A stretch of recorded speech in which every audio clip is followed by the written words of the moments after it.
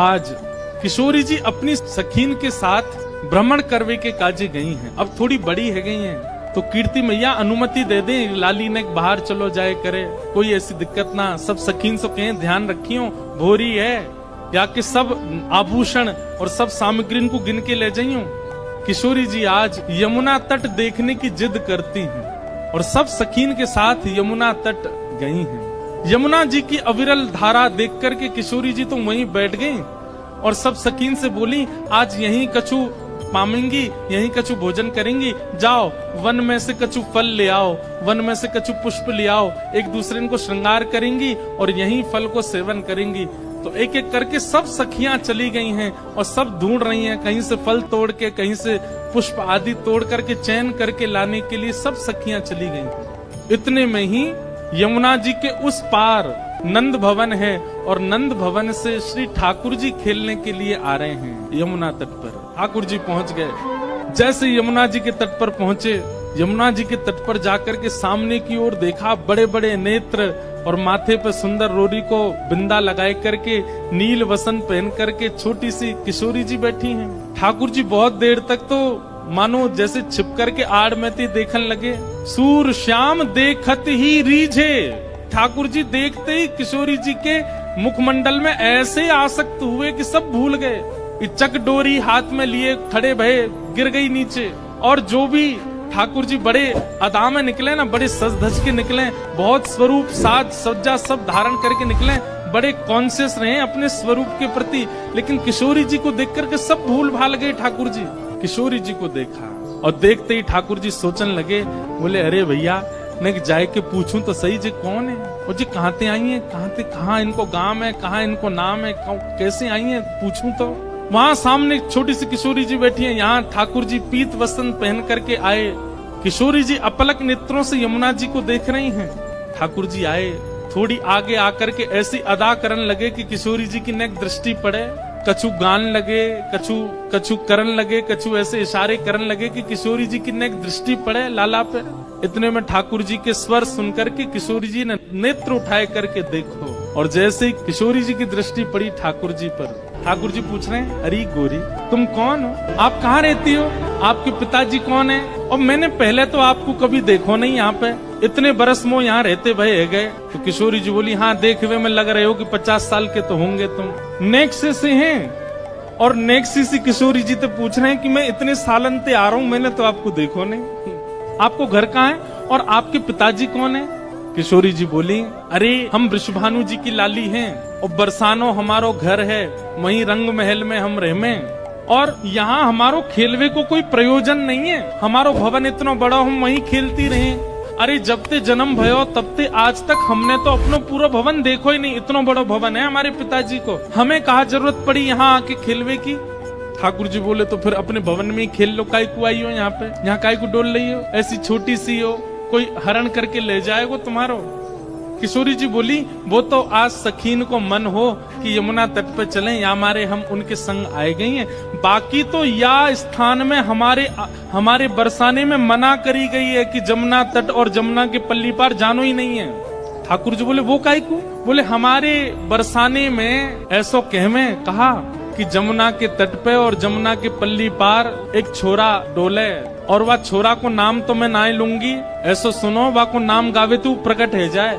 ठाकुर जी बोले, अच्छा कोई और पता, हाँ नंद जी को लाला है, वो नंद जी को छोरा, बा के पिताजी को नाम नंद है, वाके काजे हमारे पूरे बरसाने में ऐसो हल्ला है कि वो चोरी करे, माखन की दही की चोरी करे। अब भैया पहले तो चोरी छोटी छोटी वस्तुन की होवे, धीरे धीरे फिर चोर निपुण है जाए तो बड़ी बड़ी वस्तुन ने चोरी करे।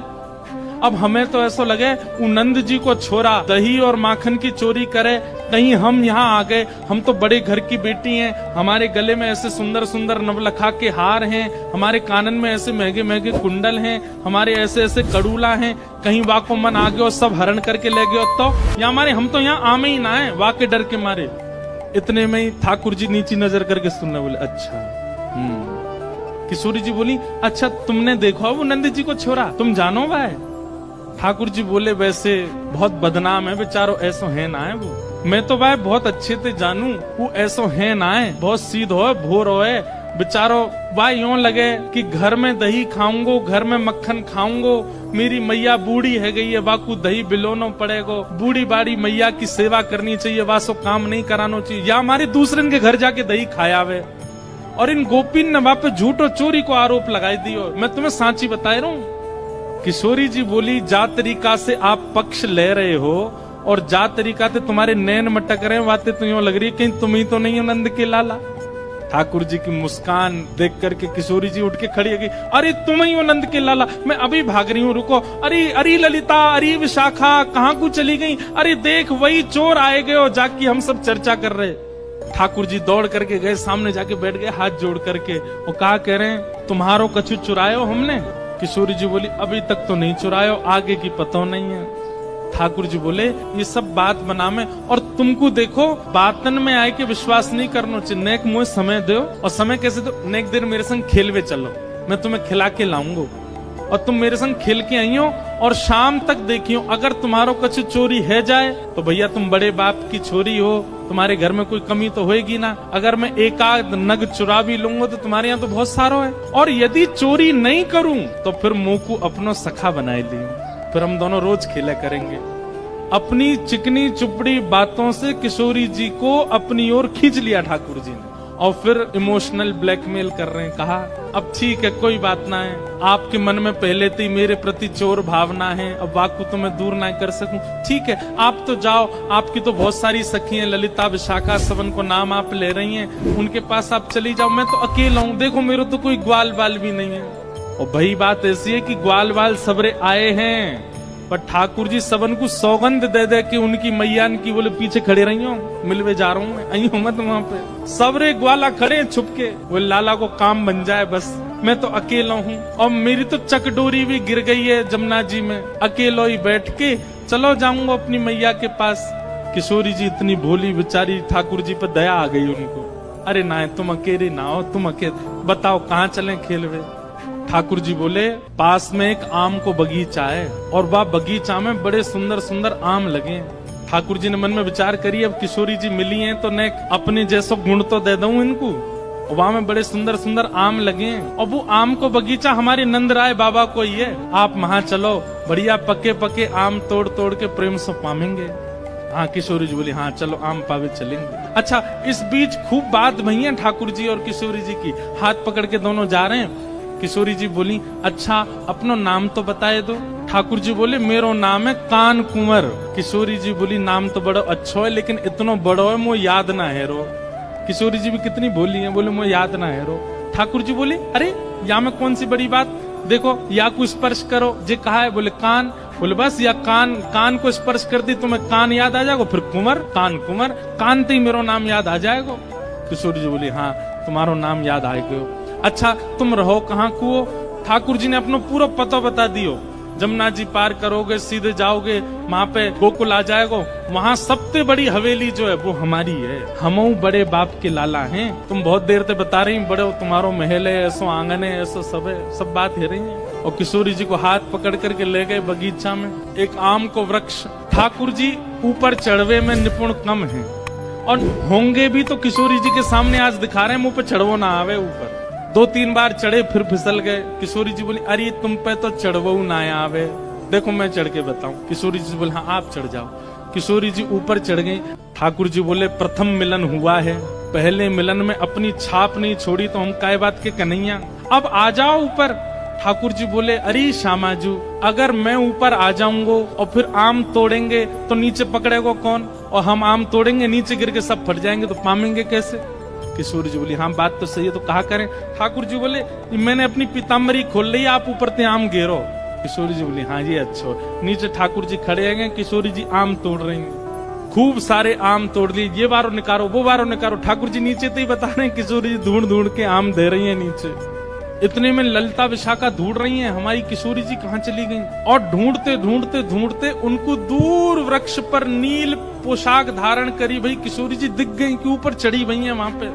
यहाँ ते ललिता विशाखा दौड़ी, ठाकुर जी को पता चल गई कि ललिता विशाखा आ रही ऊपर ते।